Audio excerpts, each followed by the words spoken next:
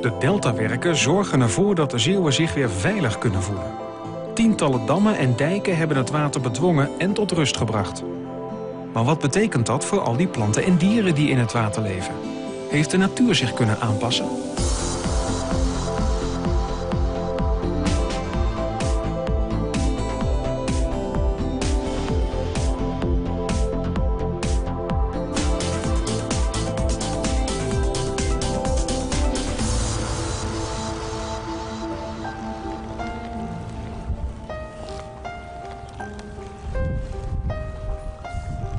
Vang je met je wat? Nee, momenteel nog niks. We proberen wat zeebaars te vangen. Dat is wel het seizoen hier. Ja. Wat zit hier nog meer? Ja, daar zit van alles op zich. Kladvis, paling zit er ook wel. Ja, verder, je hebt zelfs roggen en haaitjes heb je hier. Maar als je dus kijkt, die enorme waterbak hier. Ja, gewoon in die waterkolom, zoals dat dan heet, er zit ook heel veel vis. Dus allerlei haringachtige bijvoorbeeld. Hè. De haring zelf zit er ook wel. Maar ook vissen als vint en elft. En dat zijn ook van die soorten, dus ze lijken heel veel op haring. Maar die trekken in principe ook door de Scheldekering hier naar binnen. De trekvissen die vooral ook een belang hebben bij het zoete water, om in het zoete water terecht te komen, die hebben het heel erg moeilijk. Nou, daar wordt wel wat aan gedaan momenteel. Sommige mensen zijn bijvoorbeeld ook bezig om een aalgoot te beheren. En daarbij helpen ze als het ware de kleine glasaal, die kleine palinkjes, om over de dijk te komen. Om alsnog in de polder terecht te komen, in het zoete water. Ja, er gebeurt op zich wel van alles, maar wat we eigenlijk nodig hebben straks is weer een vrije doorgang naar het zoete water.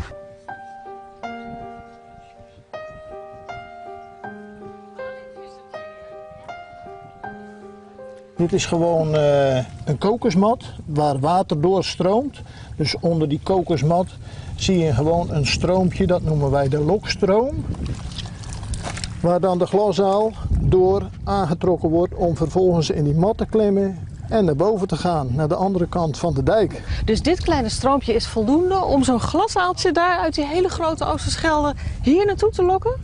Om hier naartoe te lokken, dat klopt. Maar we hebben daar nog een hele grote lokstroom. Dat gemaal, of dat aanstaat, is ook lokstroom. En dan leggen ze die hele afstand af, over die dijk? Over de dijk, tot op de top van de dijk. Hè? Als ze boven zijn, bovenop de dijk, worden ze uit de mat gespoeld. En dan, wat gebeurt er dan? Dan worden ze vervolgens opgevangen in een grote ton waar een zeef in zit. En dan worden ze vervolgens geteld en uitgezet in de polder. Maar waarom doen jullie dit? Al die moeite, die hele groot? Nou, om de palingstand weer op peil te krijgen in de polder van Duiveland, of hier op Schouw en Duiveland dan, laat ik het zo vertellen. En dat komt hoofdzakelijk ook door het afsluiten van de Oosterschelde, door de Philipsdam, Oesterdam. Vroeger kwam natuurlijk het smeltwater van de rivieren, komt Zachiezee deze kant op, dus dat was natuurlijk een reuze lokstroom. Maar goed, ze worden dus opgevangen aan de andere kant van de dijk, in een bak? Ja, in een bak, en in die bak daar komt het restantwater in, daar worden ze ingespoeld en dan worden ze vervolgens in een netje gevangen en geteld. Dat ga jij laten zien nu? Dat gaan we laten zien. Oké, goed.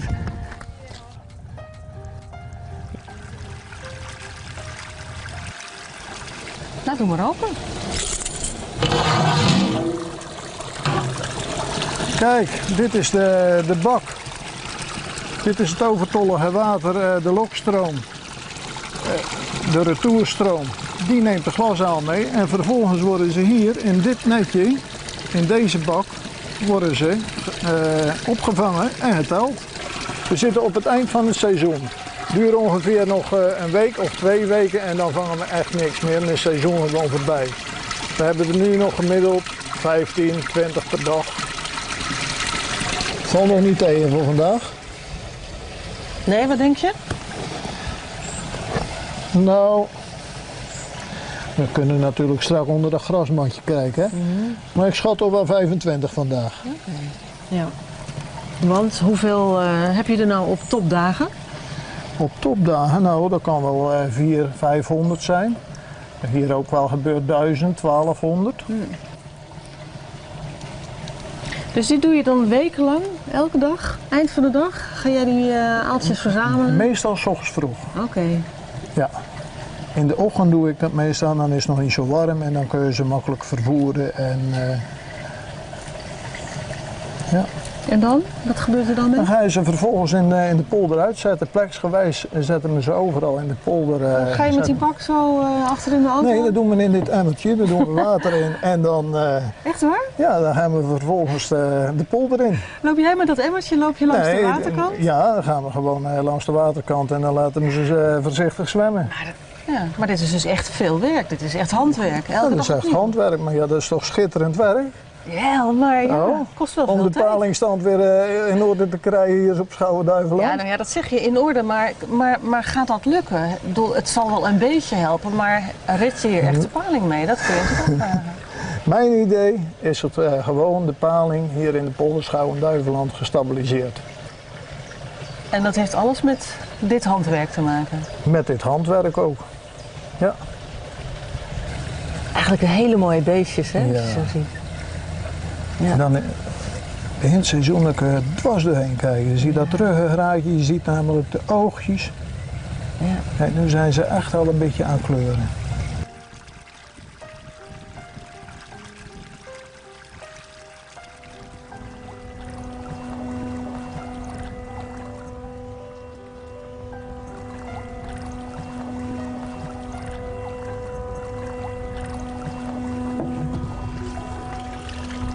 Nou, Nou, dat is een magere oogst van precies 0. een beetje treurig, hè? Ja. Ja, nou ben ik eigenlijk op zoek natuurlijk naar glasaaltjes. Hè, want we komen net van de aalgoot bij Ouwerkerk. En daar weten ze toch wel dat lokstroompje te vinden. En gaan die dijk over. Maar er zijn er natuurlijk ook nog een heleboel, hoop ik, die deze kant op gaan. Ja, En dan komen ze hier bij die sluis. ja, dat is zeker een probleem. Kijk, wij mensen met bootjes weten precies wat hier de bedoeling is. Ja. Als de deur open gaat en het licht is groen, dan mag je naar binnen. En daarna sluiten de deur, het niveau wordt gelijkgesteld en je kunt aan de andere kant met de deur weer naar buiten. Maar vissen oriënteren zich aan de hand van de waterstroming en het zoutgehalte. Dus ja, bij zo'n sluis, als daar een lokstroom is van iets zoeter water, dan zal dat zeker helpen om ze naar binnen te lokken. Ja. Dus als je bijvoorbeeld met een klein gaatje kun je dat al creëren in sluisdeuren. Dat hebben die ook gedaan, rinkets, volgens dat mij, die hè? zitten Ja. hier ook in. Ja, en dat werkt. En we zien ook dat daar glashalen die daar doorheen gaan. En dan hebben we natuurlijk niet alleen de paling, hè, glasaaltjes, maar we hebben ook de vint en de elft en de zalm en de steur en de rivierprik, noem maar op. Al die trekvissen die hebben het heel moeilijk gekregen. Ja. De delta is natuurlijk gigantisch veranderd. Vroeger was de Oosterschelde waar we nu staan ook een zijtak van de Schelde. En trokken daar allerlei trekvissen langs die de Schelde op wilden zwemmen. Maar nu het een zoute zeearm is geworden en Ja. niet meer een zijtak van de Schelde, Hebben ze er geen zin meer is het in. voor hun geen aantrekkelijke route meer. Nee. Jullie hebben volgens mij ook palingen gezenderd, hè, om te kijken of ze nou inderdaad hier Ja. nog doorheen trekken. Kan je daar iets van laten zien? Dit is een zendertje en die brengen we operatief onder verdoving in de buikholte aan. En die zendt een unieke code uit. Ja. En als een paling langs een detectiestation zoals deze zwemt, Ja, die hang je dan hier of zo? Die hangen we in het water. Stijger? dan wordt precies opgeslagen wanneer welke paling daar langs komt. En dan kun je ook meten hoeveel van de palingen weet uiteindelijk succesvol door zo'n sluis heen te zwemmen. Ja, en wat hebben jullie daarmee ontdekt met het onderzoek? Nou, we hebben bijvoorbeeld ontdekt dat palingen vooral de eerste helft van de nacht door een barrière heen willen zwemmen. Dus als je dan de sluis openzet, dan... Precies, zoals op een plek als deze waar veel pleziervaart is, zal vooral overdag schuttingen zijn. Ja. En s'nachts, juist als die palingen daar langs willen, zijn er geen schuttingen. Dus dan kun je met als je wat loze schuttingen in de nacht doet, kun je ook palingen bedienen. Ja. Ja, ik bedoel, het is wel duidelijk, hè. Het is gewoon heel belangrijk dat die sluizen gewoon open gaan. Ja, in het achterland in de stroomgebieden is al heel veel geïnvesteerd om barrières op te heffen en dat vis daar vrij langs kan. Ja. En het is zonde als je het dan bij zoet-zoutovergangen laat liggen. En ik denk dat bij sluizen nog veel te winnen is. Ja. Ja. Als je dat niet doet, dan ziet het er somber uit voor de paling. Ja, ik denk dat paling alles nodig heeft om ze te helpen.